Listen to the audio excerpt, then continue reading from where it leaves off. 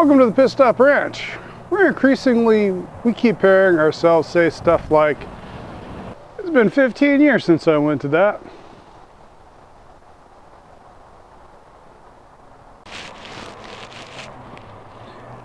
Suppose that means we're getting old. Anyways, on this episode, we're going to the Long Beach High Performance Show and Swap Meet. A nearly monthly occurrence, kind of like Pomona Swap Meet, but this time in Long Beach, California. Last time I went there was in 2006. Enjoy.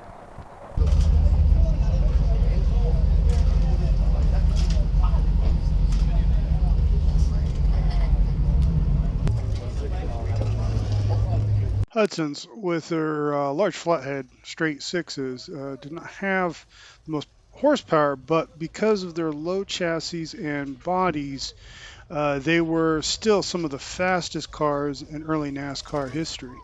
Here's a really clean example of one that was on display.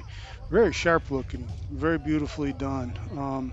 Very much in the I wouldn't say race livery, but definitely inspired by the race cars.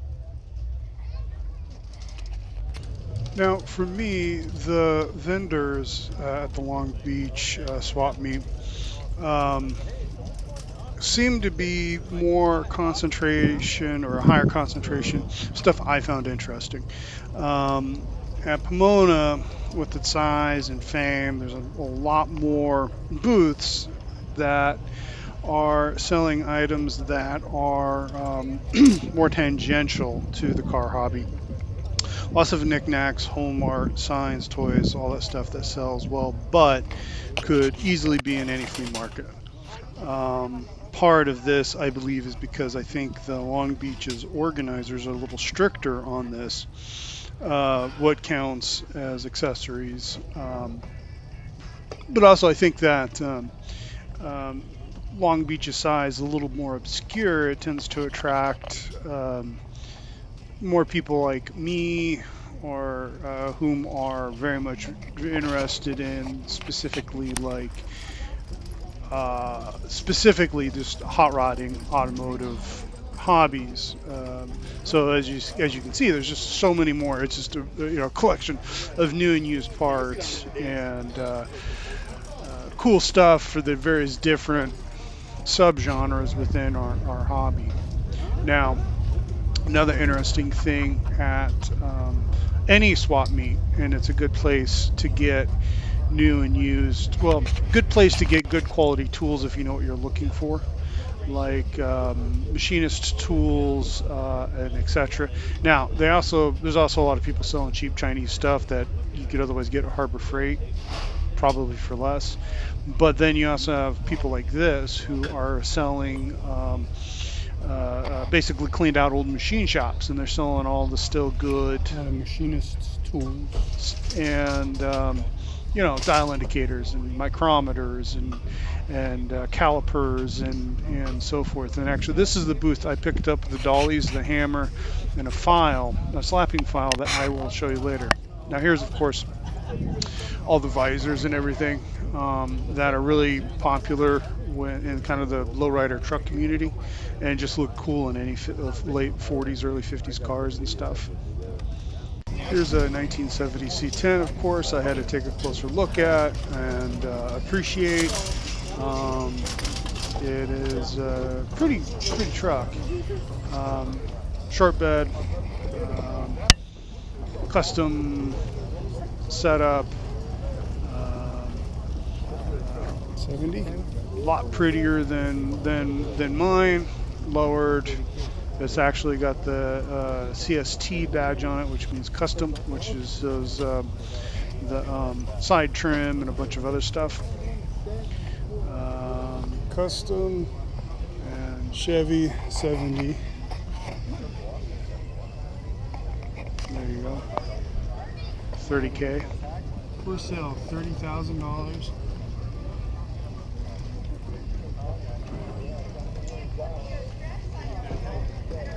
some really cool manifolds and other stuff. Now this guy's pretty much only selling Chevy stuff, which of course is cool, small block Chevy specifically. Here's a beautiful, really clean Impala. I'm going to guess like a 60 or 61. Just a beautiful, gorgeous car. Well done, well restored. Of course, this is a Tri-Fi Pontiac Safari station wagon. Nice patina, very cool. Now, obviously, the suspension's been hacked on quite a bit. The chassis has been hacked on quite a bit. That's freaking sweet. To slam it on the ground, I'm not necessarily a fan of that, but to each their own. Not a fan of the fact it tucks, or that it rests on the ground, but now the community of people whom go to these events, you know, in Southern California is extremely diverse location, and you have a very diverse 65 people who go to these events, and a very diverse car culture, and you really meet incredibly nice people. How's it going, man? I see what you got in your hand. I go 5. So, little 32 Chevy small block, probably 350. Model A Roadster. It's like a 30 or 31. Paint's been smooth. I almost wonder if this is an older, like what I want to do. It's the older one.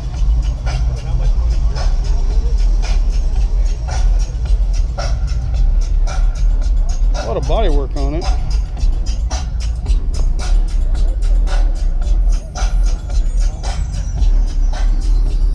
A lot of Bondo. But cool. It's even got the banger and everything.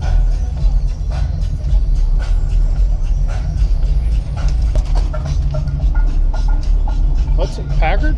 Yeah, Packard. Yeah, Packard.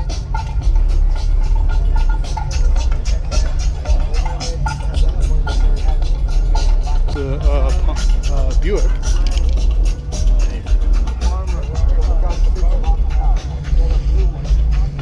Skylark.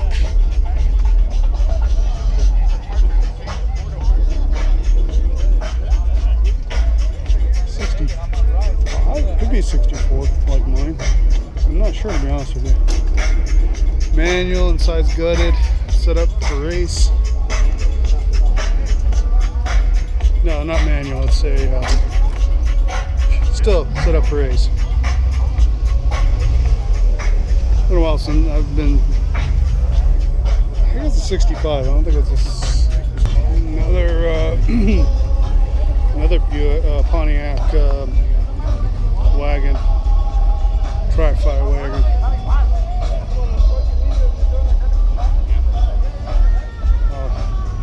Very, very cool. 56 is what the plate says. Very nice.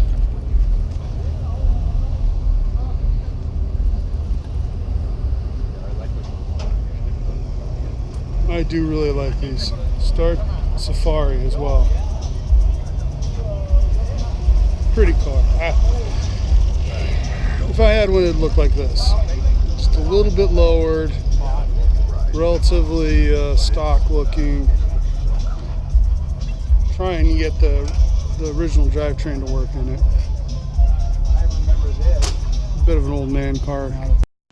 Now, the deal with a lot of these events, at least these two, the particular ones we're juxtapositioning, Pomona and here at the Long Beach, is I think the best deal in the house still is if you're not going to vend, drive a classic car and park in the car corral, because you can park. You could then wander into the event, and you're centrally located, much closer than the 2 blocks away you'd have to park otherwise. and walk in. In Long Beach, it's $10 to enter if you're walking, but if you got a 85 or older car, you can park in this area here for free, and that is a really good deal, at least to me. And that's kind of one of the reasons why I built my C10 the way I did, was so that I could specifically participate in these events 27. and enjoy the benefits of being a participant, while at the same time, being able to take something that can haul the crap home I buy. Plus, I got the wagon, and I can take the wagon there and back and so forth. And I just think it's a really good way of doing it. So I highly recommend that.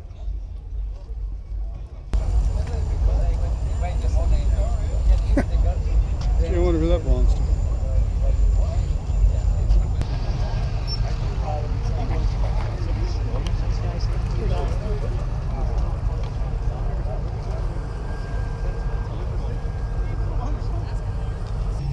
Cool.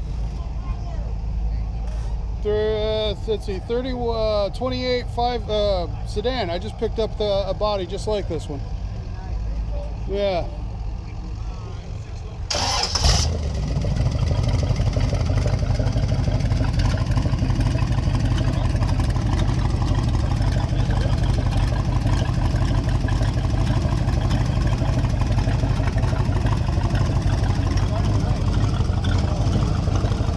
He's running a 30 cut down 32 grill. For a small block Chevy.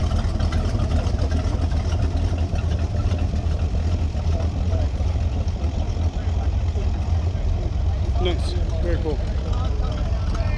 Now, one thing about Pomona is you can show up on Saturday afternoon if you're a vendor, participate in the car corral and spend the night, or just set up and leave and come back the next morning.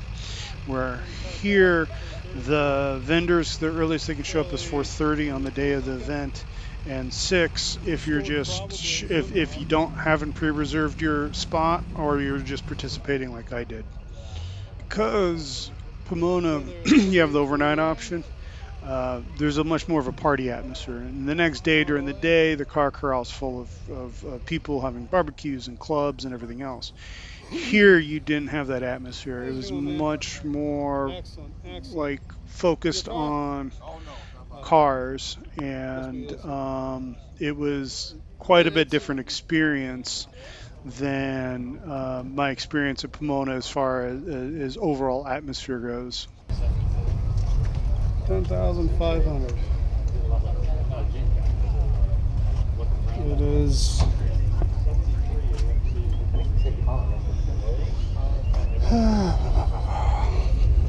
Okay, based on the headlights, I'm guessing it's roughly an 86.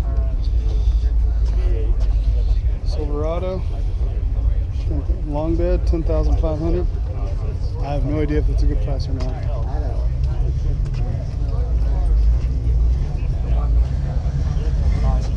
Doesn't seem like it was that long ago, and the clean square body like this was $1,500.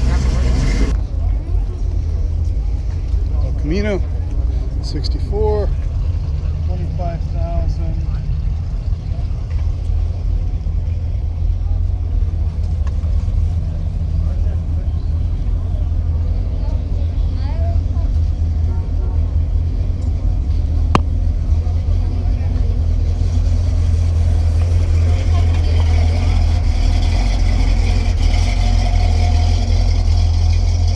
Well, I hope you enjoyed that slice of life from the swap meet, and I'm going to show you the items that I felt I had to drag home.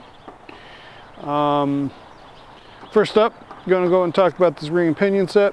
It is a takeoff from a shop that specializes in Ford 9-inches. It is 2.75 to 1, which it actually might be too tall for our land speed racing. But we're going to run some numbers. The price was right, so of course it had to follow me home. If it proves not to be, one, I didn't spend a lot of money, but two, I could put it in one of the other vehicles in lieu of maybe an overdrive transmission, which is why they ran these this size gears in cars. A few other things I got some nice dollies that nice heavy duty dollies that which I'm not sure on their age, but they're sufficiently old. I believe they're supposed to be Craftsman, so they should be and hopefully they're of a time when Craftsman meant made in the USA and high quality. They seem to be good, solid, and the faces are in good shape. So another thing I got was this body hammer. This is a relatively inexpensive one. Its face has been ground on a little bit. The reason why I picked this one, they had some other ones that were very interesting, but the reason why I picked this one, we got a nice flat face here, but I thought maybe I can grind a little bit more of a dome here, because there's been some times when a little bit more of a dome would have been helpful as opposed to the flatter face like these. So the other thing I got is this slapper file. This is a, once the file's worn out, common practice is to take it, heat it, bend this Z-bend in it, or this S-bend in it, and it creates a nice slapper. And then you can use this for doing planishing and hammer mark removal on a piece of sheet metal after you've roughly beat in shape. You know, you back it up with a dolly, tap around it to work the material.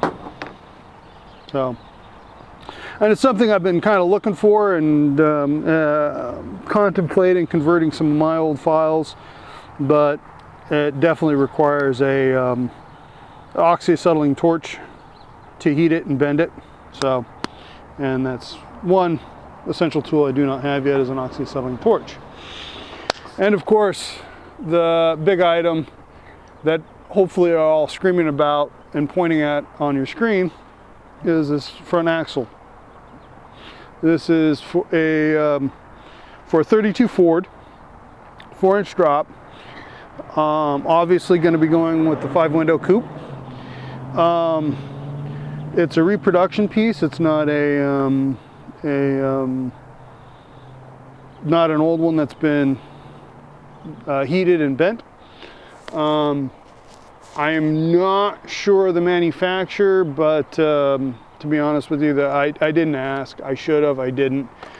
But it seems like a high quality piece of steel, forged steel. So, looking forward to putting that on the 32 frame.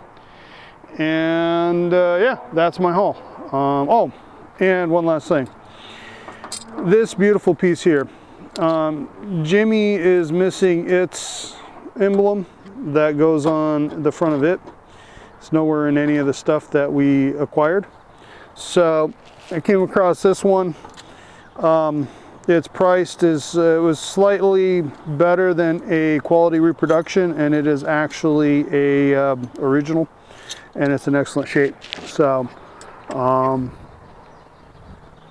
quite happy with that purchase. Quite happy with all these purchases. Really the ring and pinion is only purchase that is even remotely kind of like head scratching, possibly. That said, it's probably the least amount of money I spent at a single booth than anything, because I spent more, the dollies, the hammer, and the file I bought at one booth, and that total amount exceeded what I paid for the ring and pinion. So anyways, I hope you enjoyed it, and look forward to doing more of these videos. And remember, we are professionals, just not at this. Hope you like, subscribe, share with your friends, and hit the notification bell so you catch our next video. And look forward to seeing you soon. Ciao.